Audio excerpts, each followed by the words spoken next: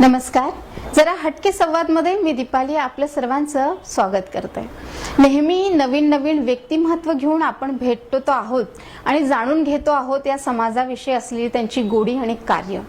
अशीच एक व्यक्ती आज आपल्यासोबत आहे ज्यांनी बालकांच्या उत्थानासाठी कार्य करण्याची आवड असलेली समर्पित सामाजिक कार्यकर्ते आणि शिक्षण तज्ञ, अनेक सामाजिक संस्थांमध्ये नेतृत्वाच्या भूमिकेत मजबूत पार्श्वभूमी असलेल्या सुचिता बर्वे यांनी युवा सक्षमीकरण, ग्राहक हक्क आणि महिला कल्याणासाठी महत्त्वपूर्ण असं योगदान दिलं आहे.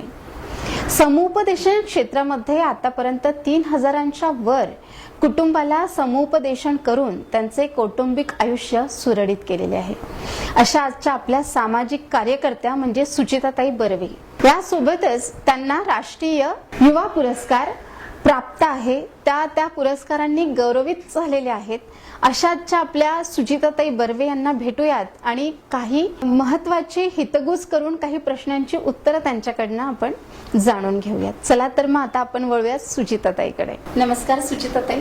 नमस्कार. सर्वात आधी तर आमच्या पूर्ण महावोशच्या आजच्या व्यासपीठावर आपलं हार्दिक स्वागत आहे. खूप खूप धन्यवाद. आपलं कार्य खूप मोठं आहे. आपण महिलांच्या सक्षमीकरणासाठी कार्य करतोय, बालकांसाठी पण कार्य करतो आहे, असंख्य सामाजिक कार्य पण आपण करतो आहोत. पण आजचा आपला विषय हा जरा महिलांव्यतिरिक्त फक्त मुलांसाठी असा घेऊ. बिलकुल बिलकुल. आणि पॅरेंटिंग या विषयाला अनुसरूनच आज आपण चर्चा करूयात. कारण तो मोबाईलच्या जनरेशन मध्ये, लॅपटॉपच्या जनरेशन मध्ये जास्त महत्वाचा विषय आहे असं मला वाटतंय. बरोबर. आणि आजकाल युट्यूब चॅनल असो किंवा मोबाईल असो किंवा अदर काही मोटिवेशनल स्पीकर पण आहेत जे या विषयावर भरपूर बोलतात. असं नाही की हा विषय अगदीच नवीन आहे. या विषयाला अनुसरून भरपूर गोष्टी आपण ऐकतो आहोत. पण तरी कुठे ना कुठे असं वाटते की ज्या गोष्टी त्याच्यात नाहीत त्या आपण जरी सुरुवात आपल्या घरापासून केली तर बरं राहतं. बरोबर बरोबर. म्हणून या विषयाला अनुसरून आपण बोलूयात. तर आपलं मुलांसाठी कार्य कसं चालतं किंवा ते कार्य आपण हाती कसं घेतलंय? बघा की महिलांसोबतच काम करत असताना, म्हणजे कुटुंबासोबतच काम करत असताना जेव्हा लक्षात आलं की पती पत्नींच्या नात्यांमधला त्यांच्या नात्याचा परिणाम पडणारा एक घटक असतो तो म्हणजे मुलं आहे ना. आणि मुलांच्या संदर्भात जर बघितलं तर तो एक चुकून मागे राहून जातो. म्हणजे दोघं नवरा बायकोंच्या भांडणं आणि ह्या सगळ्या प्रक्रिया होतात, पण मुलांवर काय परिणाम होतात, मग ते भांडणांमध्ये मूल कोणाकडे राहणार, मग आईकडे राहणार की वडिलाकडे राहणार, मग त्यामध्ये मुलाला कळत नाही मी काय केलं पाहिजे. आणि मग त्यातून जी पिढी निर्माण होते आणि ती कुठेतरी समाजासाठी घातक असते असं म्हणू शकतो, किंवा कुटुंबासाठी पण घातक असते आणि त्याचं स्वतःसाठी पण तो घातक असते ते बालक. मग यासाठी काम करताना आणि अनुभव घेताना असं वाटलं की या घटकासाठी काम करणं खूप गरजेचं आहे, महत्वाचं. बरोबर. सोबतच कसं असतंय की लग्न झालं, बाळ झालं, मुलं झालेत आणि बस एक प्रोसेस चालते. पण आता तसं नाही झालं आहे. आता तसं नाही. आता तुम्हाला थांबून वेळ देऊन त्या मुलांना घेऊन पुढे जायचं आहे. म्हणजे जर दोघं नवरा बायको चालले आहेत आणि मूल घरात आहे, वाढून राहिलं, आणि ते तसं नाही आहे. कारण की आताची जर तुम्ही रोजचे पेपर वाचाल तुम्हाला कळणार की अल्पवयीन मुलांचं गुन्हेगारीचं प्रमाण, अल्पवयीन मुलींचं बाहेर फिरण्याचं प्रमाण, गर्भवती होण्याचं प्रमाण, त्यानंतर त्यांना सेक्स एज्युकेशन नसल्यामुळे निर्माण झालेल्या ज्या गोष्टी त्या इतक्या वास्ट आहेत की आम व्यक्तीला माहीतच नाही की काय आहे म्हणून. आणि जेव्हा मला असं वाटतं की ह्या गोष्टी जेव्हा घडतात त्या घडल्यानंतर आपल्या लक्षात येतात की असं नको व्हायला हवं किंवा हे चुकीचं आहे. या मुलांपर्यंत आपण तेव्हाच जर लक्ष दिलं असतं तर बरं झालं असतं. पण मग हे तुम्ही नेहमी बघता आहात, बस बस तेच तुमच्या नजरेसमोर हे घडत आहे. मग याची जाणीव सगळं झाल्यानंतर तुम्हाला होते तर कुठे ना कुठे पण बंद व्हायला वाईट वाटते. असं की जेव्हा तुमच्या घरात तो मुलगा होतो ना तेव्हा त्याला वाटते की अरे यार माझ्या मुलासोबत असं झालं, माझ्या मुलीसोबत असं झालं. ऐकून घेतलं असतं. हा असं ते संवाद. म्हणजे आम्ही नेहमी म्हणतो की कुटुंबामध्ये जर मुलांना पुढे घेऊन जायचं असेल तर तुमचा संवाद खूप महत्वाचा आहे. तुम्ही किती संवाद करता, तू आज काय केलं, बरं संवाद म्हणजे असं नाही बरं हा तू काय काय केलं हे भाषा नाहीये. आज काय काय झालं, काय शिकवलं, आई विचारते ते आई विचारते मुलाला. अगदी मुलं शाळेतनं आले की लगेच त्यांना क्वेश्चन्स केले जातात की काय झालं शाळेत, काय केलं, टेस्ट कशी गेली किंवा जी काय ऍक्टिव्हिटीज होती ती कशी झाली. बस डायरेक्ट विचारतात. काय म्हटलंय आई-वडिलांनी काय ऐकलं आईनी, की मुलांसोबत बोलत असतात. मग आल्याबरोबर काय शिकवलं मॅडमनी, मग ती मॅडम काय म्हणाल्या, मग तुझा मित्र काय बोलला, मग तुझ्या पुस्तकात काय आहे. इतके भरेमार असतात प्रश्नाची. पण तसं नाही म्हणत आहे आपण असं म्हणतो की सुरुवात कुठून करायची आहे, तुला चांगलं वाटलं का, आज कसा दिवस गेलाय तुझा. मग हळूहळू काही प्रश्न आपले असतील तर ते करायचे आहेत. प्रश्न मीन्स ते चांगल्या स्वरूपात झाले पाहिजे, म्हणजे तो संवाद साधता आला पाहिजे. हा खूप महत्वाचा मुद्दा आहे. त्यांच्यासोबत तुम्ही त्यांच्या एवढं बोला तर बस तोच एक भाग आहे की त्यांच्या लेवलला येऊन जर तुम्ही बोललात ना तर ते तुम्हाला प्रश्नांची उत्तरं खूप चांगली देतात. दुसरा मुद्दा आपण नेहमी लक्षात घेतो बघा, तुम्ही ऐकलं असेल, आपण सगळेजण ऐकतो काय म्हणतो माहितीये का, मुलांचं ना आईनी मैत्रीण व्हायला पाहिजे. हा मुद्दा माझ्या डोक्यात होता आणि समोर हा प्रश्न मी करणार होते की आता जे चालू आहे, जे म्हणजे अशी एक रेल झालेली आहे की नाही, मुलांमध्ये ना तुम्ही त्यांचे फ्रेंड्स व्हा आणि कितपत आईनी पण मैत्रीण व्हायला पाहिजे आणि वडिलांनी पण मित्र व्हायला पाहिजे. जर आई वडीलच मित्र व्हायला लागले तर मग बाहेरचं मित्र परिवार, तो भाग आहे. मित्र म्हणजे परिभाषा अशी वेगळी किंवा त्या लेवलनी येण्यासाठी, म्हणजे मित्र, मी माझ्या मुलीची मैत्रीण आहे तर तिने माझ्यासोबत संवाद साधला पाहिजे. मला हे खूप आवडते, म्हणजे मला खूप कन्सेप्ट आवडीची आहे ही की मैत्रीण असलं पाहिजे आईनी आणि वडिलांनी पण मित्र असलं पाहिजे. पण काय झालं, अनुभवांनी काही गोष्टी आपल्याला शिकायला मिळतात. जिथे मी काम करते आता सध्या बालकांसोबतचं, तिकडे माझ्या लक्षात आलं की मी काउन्सिलिंग करते तेव्हा लक्षात आलं की आमच्याकडे एक केस आली आणि मला लक्षात आलं की ती आई त्या मुलीची फक्त मैत्रीण झाली, आई व्हायचीच राहिली. मग आई व्हायची राहिली म्हणजे काय झालं बघा, मैत्रीण एवढी झाली की पिझ्झा खायला चालल्या, बर्गर खायला चालल्या, दोघे सारख्या ड्रेसेस घालायला चालल्या, फिरून राहिल्या, मजा करून राहिल्या. आणि आई व्हायची याच्यासाठी राहिली कारण आईनी काय व्हायला पाहिजे, मग आईचं बॅलन्स साधता आलं पाहिजे ना. नाही, आपण असं नाही करायला पाहिजे, आपण हे नाही केलं पाहिजे, आपण या पद्धतीने नाही वागायला पाहिजे, आपण असं नाही करावं. ह्या जे कांगोऱ्या आहे ना ती बाई द्यायचीच विसरून गेली. अच्छा, म्हणजे ती फक्त मैत्रीण झाली. मी की मुलांचं आपल्याला मित्र आणि मैत्रीणच व्हायचंय तर मग आपण आपले पालकत्व हे सगळं सोडूनच देतोय. तेच मग ते मधात साधताल. म्हणजे जसं आपण म्हणतो ना की आपल्या भूमिका ह्या वेगवेगळ्या असल्या पाहिजे. आता तुम्ही इथे काम करता तर घरी जाऊन याच भूमिकेत नाही राहत ना, आपण वेगळ्या भूमिकेत राहतो. एखादा ऑफिसर आहे जो बॉस आहे, तो घरी जाऊन जर बॉस सारखा वागला तर ते घर पूर्णपणे प्रॉब्लेम होऊन जाईल. एखादी महिला आहे की जी बॉस आहे आणि ती घरी जाऊन पण तशीच वागली तर घर पूर्ण डिस्टर्ब होईल. तसंच आहे की तुम्हाला रोल निभवता आले पाहिजे ना. म्हणजे जेव्हा पाहिलं तेव्हा तुम्ही मैत्रीण झाल्या, आई व्हायच्या वेळेस आई झाल्या, एखाद्या वेळेस चांगलं टीचर व्हायच्या टीचर झाल्या. ह्या जेव्हा रोल जे आहेत ना ते निभवता आले तर मग आपलं कुटुंब या पद्धतीने समोर खूप चांगल्या पद्धतीने जाते. म्हणून मी म्हणते की मैत्रीण होताना आपण आई हे विसरायला पाहिजे, चालणार नाही. वडील जेव्हा मित्र होतो तेव्हा त्यांनी हे विसरायला पाहिजे नाही की मी वडील पण आहे. तर तो बॅलन्स साधणं खूप गरजेचं आहे. म्हणजे मला नाही वाटलं होतं की हा बॅलन्स पण अजून शिकवावा लागेल लोकांना, पण मला अनुभवातून लक्षात आलं की अरे हा बॅलन्स पण सुटते. म्हणजे ती भूमिका निभवताना जी आपली आई वडिलांची भूमिका आहे कुठेतरी मागे राहून जाते आहे आणि मग ती पण साध्य झाली पाहिजे. म्हणून काय असते की ह्या बालकांसोबत, ह्या वर्गासोबत डील करणं खूप मोठी गोष्ट आहे. बघा, प्रॉब्लेम्स कुठे आहेत माहितीये का, सगळ्यात जास्त जिथे अति लाड आहेत तिथे प्रॉब्लेम्स आहेत. अति लाड म्हणजे काही विचारू नका, म्हणजे असं पाहिजे का, हो पाहिजे का, नाही आमची ही ना, आम्हाला असं ना, आम्हाला तसं. आणि अति स्ट्रिक्ट, नाही आमच्याकडे चालत नाही, आम्हाला आवडत नाही, माझा मुलगा मला विचारल्याशिवाय कुठे जात नाही, माझी मुलगी विचारल्याशिवाय कुठे जात नाही. मग मुलगी खोटं बोलते, मुलगा खोटं बोलतो, बाकीच्या ठिकाणी जातो. म्हणजे ही दरी जी आहे, तुम्ही जी गॅप आणि वॉल जी उभी करता त्यांच्यामध्ये, ती वॉल छेदून लोक नवीन पायऱ्या काढत असतात. म्हणून तुम्हाला कम्युनिकेशन असणं, एवढं स्ट्रिक्ट राहणं किंवा अतिलाड हे कामाचे नाही आहेत.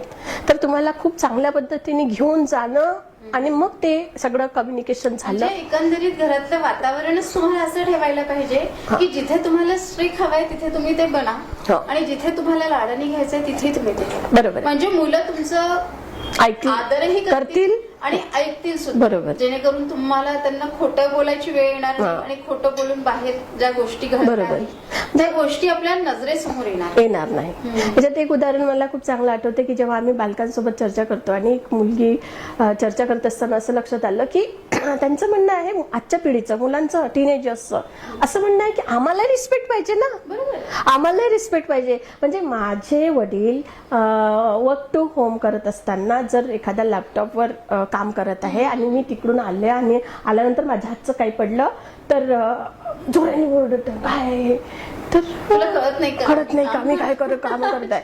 तर ते म्हणते की हो आम्हाला माझी चूक झाली, मला मान्य आहे, पण मग नंतर त्यांनी मला संवाद साधायला पाहिजे होता की बाळा हे चूक आहे, किंवा मी त्यावेळेस ओरडलो, मला सॉरी म्हणायला पाहिजे होतं, किंवा मी त्यांना सॉरी म्हणायला पाहिजे. तो मुद्दा नाही, त्याच्यावर चर्चाच केल्या जात नाही. म्हणजे त्यांनी असं म्हटलं असतं गोष्टीचा कुठे ना कुठे मुलांच्या मनावर हा परिणाम होतोय की हे असं नको व्हायला होतं, बाबांनी मला तेव्हा समजून घ्यायला पाहिजे होतं. आणि आत्ताचे पुन्हा काय झालं आहे की बघा, एक हार्मोनल चेंजेस जे म्हणतो ना आपण, तो मोठा आताची मुलं 8वी 6वी 7वी 8वी लवकर वयात, तर 6वी 7वी 8वी आहे की नाही, यांनाच असंच वाटतं की आम्ही खूप मोठे झालो, आम्हाला सगळं समजतंय, तुम्हाला काही कळत नाही. बरं हे का बरं? कारण बघा काय आपल्या वेळेसचं जे हार्मोनल चेंजेसचं प्रमाण होतं ते 16-17च्या समोर होतं, म्हणजे पण 15-16-17 बरोबर आहे. आत्ता काय झालेलं, आता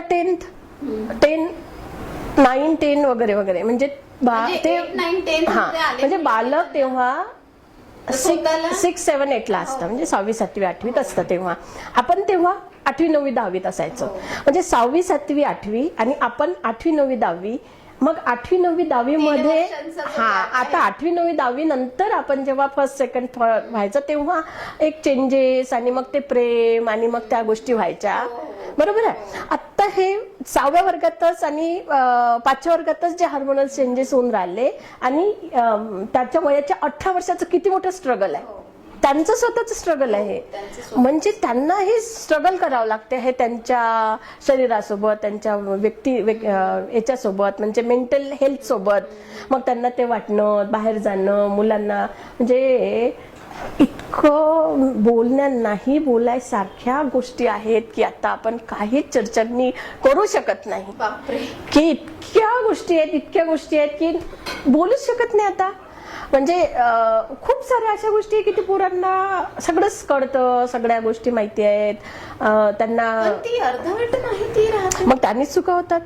म्हणजे या वयातला जो प्रॉब्लेम आहे तो तुम्ही कसा त्यांना कसं काउन्सिलिंग करता किंवा त्यांना कसं सांगता? बघा काय आता उघड बोलणं गरजेचं आहे. काउन्सिलरला काउन्सिलिंग करायला जेव्हा मुलं मुली येतात तेव्हा सरळ बोलावं लागतं. त्यांना सगळं माहिती आहे, काय शब्द वापरले जातात, काय शब्द आहे. आणि आजच्या पिढीचं शिव्यांचं प्रमाण वाढलेलं आहे, शिव्या देतात भयानक. त्यांना जेवढ्या जास्त शिव्या देईन तेव्हा त्यांना त्यांचं अप्रूप वाटते.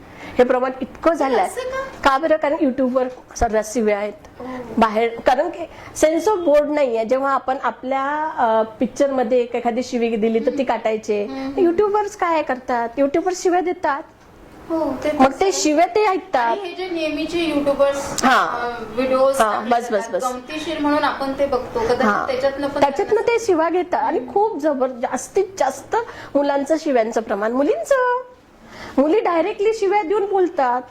मग आता यांना घरी थांबवणाऱ्या कोणी नाही, घरी कोणीच नाही. संध्याकाळपर्यंत आई वडील कामावून नोकरीवरून येतात, पैसा कमवून येतात, कुटुंब पद्धती एकटे असल्यामुळे एकटे आहेत.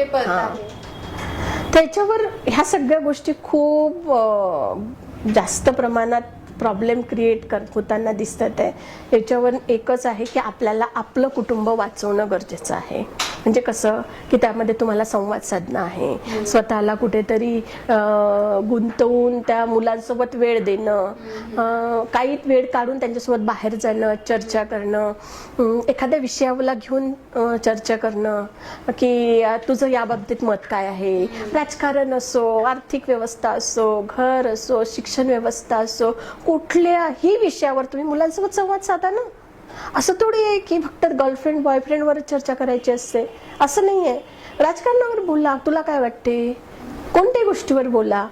इकॉनॉमिकली जो आता स्टँड आहे त्याच्यावर बोला, आपल्या लिव्हिंगवर बोला, स्टँडर्डवर बोला. तुझं काय मत आहे, माझं काय मत आहे. किती सारे विषय आहे की त्याच्यावर आपण मुलांसोबत चर्चा करू शकतो. पण आपल्याला काय वाटते, मुलं म्हणजे काय, त्यांना काय कळते, त्यांना काय समजते. अरे बाबा, त्यांना खूप काही समजत असते. त्यांच्याजवळ त्यांच्या भावना व्यक्त नाही किंवा त्यांना ते व्यक्त करायला कुठे म्हणजे प्लॅटफॉर्म भेटत. हा, तुम्हाला असं वाटते, त्यांना असं वाटते की तुम्हाला काहीतरी गायडन्स करावं, पण तुम्ही ऐकतच नाही. मग तेव्हा तुम्ही धोका खाता. तेव्हा ते मैं तो बोल रहा था, मी तर सांगणार होती, आप थोडी सुनते मेरा, तुम्ही थोडे ऐकता माझं, असं मग मुलं म्हणतात. तुम्ही त्यांना व्हॅल्यूज देत. बंडखोरी वृत्ती जागृत होते. बंडखोरी वृत्ती तेव्हा जागृत होते जेव्हा त्याला नेहमी नाही नाही नाही नाही म्हटलं जातं प्रत्येक गोष्टीला. पण असं पण आहे ना, कुठे ना कुठे नाही हा शब्द पण मुलांसाठी महत्वाचा असतो. नाही म्हणण्याचं ट्युनिंग असते ना बाबा. नाही कसं म्हणायचं तुम्हाला, आपण असं करूया, आपण तेव्हा करू का, असं नाही, ते करायचं नाही. हे काय आहे, हॅम्बरिंग जेव्हा होते तेव्हा बघावत होते ना. आता तुम्हाला मला असं म्हटलं, नाही नाही असं नाही बसायचं, असं म्हटल्याबरोबर तिला किती, अगं असं नाही बसू आपण, या पद्धतीने बस. पद्धत सांगा. तुमच्याकडे उत्तरच नाही आहे, नाही हे करायचं नाही, मग काय करायचं. तुमचं जर उत्तर असेल तर नाही बोला, नाही तर नाही बोलायचं नाही, असं आहे ना. म्हणजे नाही, आपण त्या शाळेत बिलकुल ऍडमिशन घेणार नाही. पण का घेणार नाही, कारण कुठे आहे तुमच्याकडे. आपण त्या ठिकाणी त्या नातेवाईकडे बिलकुल जा, तू त्या मैत्रिणीसोबत बिलकुल बोलायचं नाही. का, कारण द्या ना त्यांना.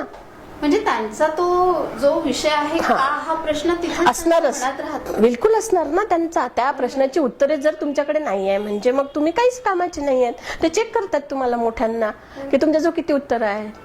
तुमचं जर उत्तर नाही आहे तर ते म्हणतात मग तुम्ही आमच्या कामाचे नाही, आम्ही बघतो आमचं काय करायचं आहे. आणि त्याच्यातनं मग बंडखोरी, त्यातून बंडखोरी आहे, त्यातून चुकीचे फ्रेंड्स आहेत, चुकीचे लोक आहेत. त्यानंतर एक झगमगत्या दुनियेमध्ये स्वतःला उभं करण्याची प्रोसेस आहे. ह्या सगळ्या गोष्टी करता मग ते मुलं पुढे येतात. ह्या सगळ्या गोष्टी आहेत. कारण याच्यामध्ये पुन्हा दुसरा एक मुद्दा आहे, आईवडिलांसोबतच ना फ्रेंड सर्कल हा खूप महत्वाचा मुद्दा आहे.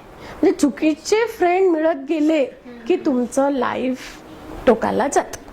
म्हणजे संगतीचा असर खूप जास्त होतो. विभक्त कुटुंब पद्धती याला कुठे ना कुठे जबाबदार आहे का मग?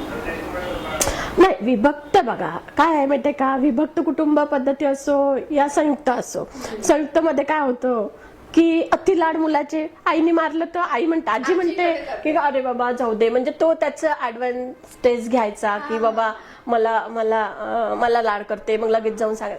सगळीकडे सारखंच आहे, संयुक्त असो विभक्त असो काही असो. पण त्याच्यामध्ये कसं आहे की तुम्हाला त्या मुलाला स्पेस देणं, वेळ देणं, आणि महत्वाचं म्हणजे कसं आहे, तुम्ही प्रिपेअर असणं खूप गरजेचं आहे.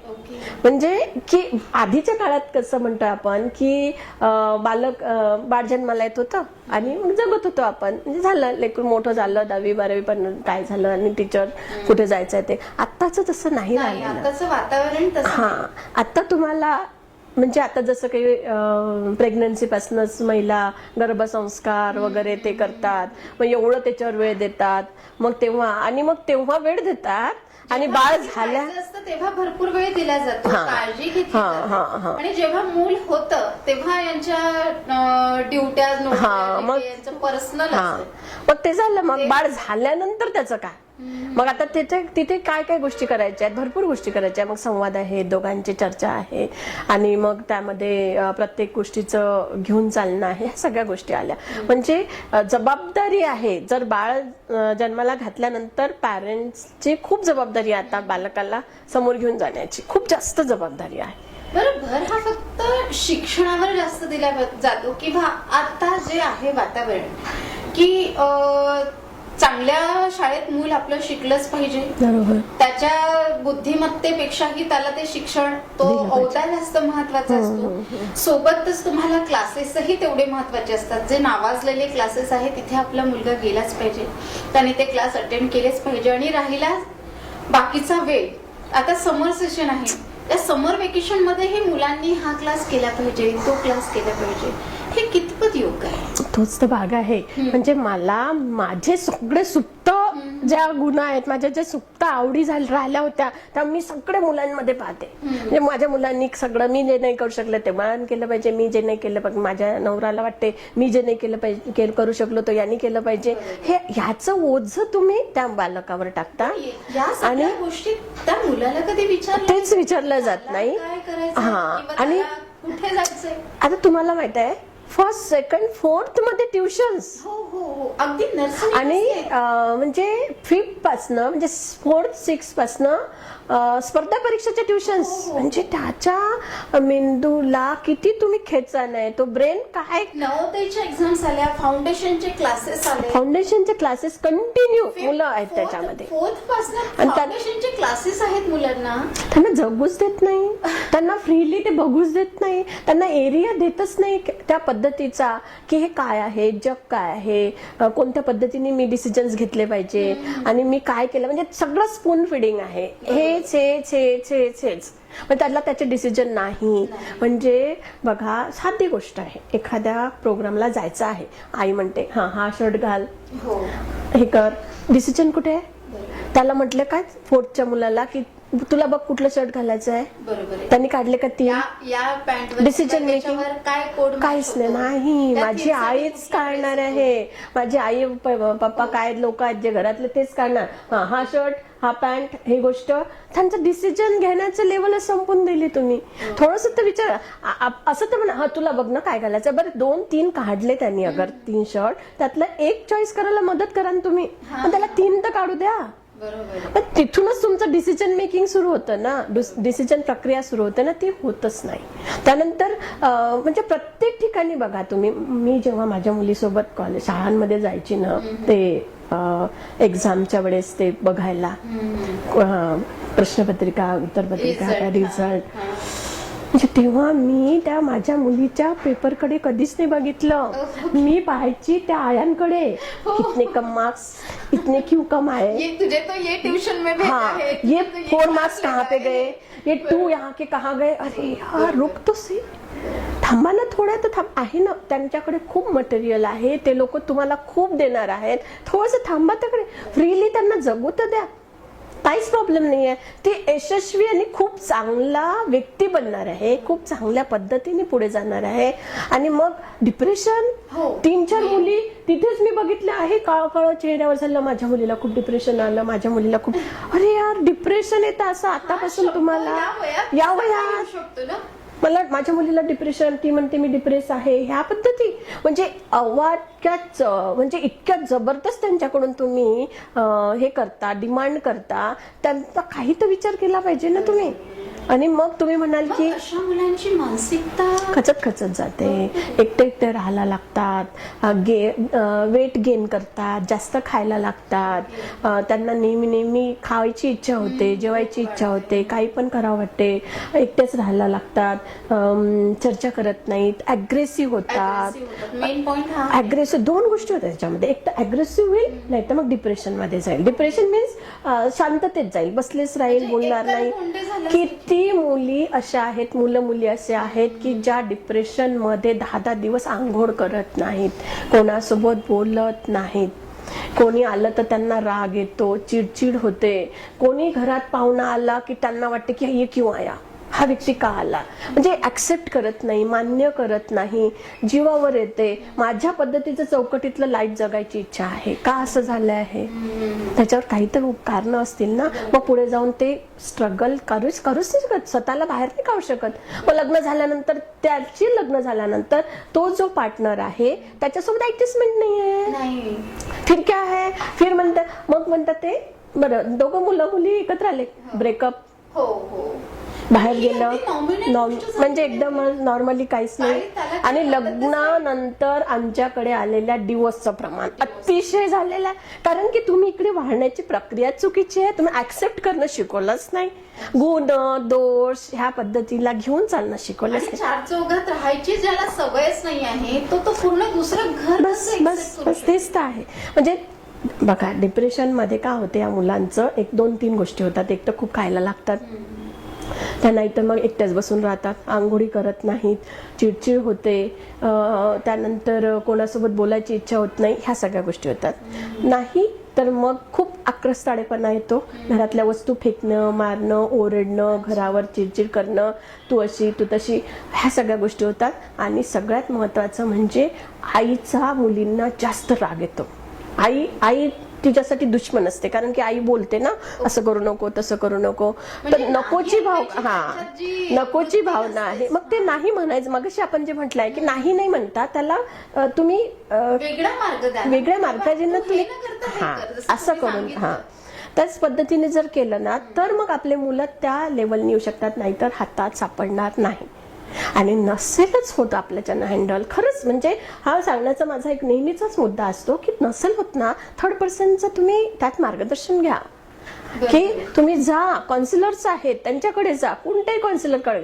तर मला ना माझ्या मुलाच्या बाबतीत ना मला हँडलच करता येत नाही बाबा, मी काय करू. माझ्या नवऱ्याचे वादनं माझ्याच्याने सहनच होत नाही बाबा, मी काय करू. माझ्या पत्नीसोबत माझा संवादच व्यवस्थित साधला जात नाही, मी काय करू. जात कर कोणाकडे तरी, म्हणजे तुम्हालाही मोकळं व्हायला एक मार्ग. आणि एक तुम्ही थर्ड पर्सन, जो आपल्याकडे कसं आहे, जो नाही तो काउन्सिलर आहे, म्हणजे कसं मार्गदर्शक म्हणतो किंवा सल्ला देणारा व्यक्तो, काय जाऊ दे न, 2 दिवसात पाहून घेऊ, काय होते 3, असं नसते. काउन्सिलिंग करताना मुद्दा कुठून सुरू झाला आणि तो शेवट कुठं संपला, त्याला खोडथोड करून त्याची समस्यांचं समाधान करून मग तो तुम्हाला निर्णय देत असतो. जर मुलं या पद्धतीने वागत असेल तर लवकरात लवकर काउन्सिलरला शोधणं गरजेचं आहे. काय चुकतंय माझं, मी कुठे चुकते, माझ्या घरची परिस्थिती कुठे चुकते, माझं मुलगा असं का झालं, आपोआप तो व्यवस्थित होणार नाही आहे. आत्ता माझ्याकडे एक केस आली आहे, त्याच्यामध्ये त्यांच्या कुटुंबातलाच वाद आहे आणि मुलांनी वेगळ्या ठिकाणी लग्न, म्हणजे त्याचं अफेअर आहे तर तो लग्न करणार आहे. मुलाला काही बोलू शकत नाही म्हणून आई सतत मुलीला बोलते घरात की तो असा आहे, तू सांगत नाही, तो तसा आहे, तू पाहिजो, तू करशील, तू असं करशील का, तू तसं कर. म्हणजे त्याच्यावरचं सगळं जे काही राग असो किंवा चिडचिड असो ती या मुलीवर काढली. ठीक आहे, मुलगी इतकी सेन्सिटिव्ह की तिने ऐकलं पण मध्येच ती प्रॉब्लेम झाला की ती सिझोफ्रेनिक झाली, ती मेंटली डिस्टर्ब झाली. आता तिला दवाखान्यात ऍडमिट केलं, आता तिला शॉक ट्रीटमेंट वगैरे, कोणाच्याने कसं, तिचा काय दोष आहे मुलीचा नाही. मग झालं ना ते, ती इनोसंट, तिने ऐकलं, ती काहीच करू शकली नाही, ती डिस्टर्ब झाली. त्यानंतर ती डिप्रेशन मोड मध्ये जाऊन ती डायरेक्टली सिझोफ्रेनिक झाली. मग इकडे गेली, त्या प्रोसेसमध्ये संपलं. म्हणजे पुन्हा तिला आता स्ट्रगल करणं आयुष्याचं. पण तिची लाईफ खराब झाली. आणि काय करताय तुम्ही, म्हणजे कुठे कोणता राग कुठे काढता, कोणता राग कोणाशी.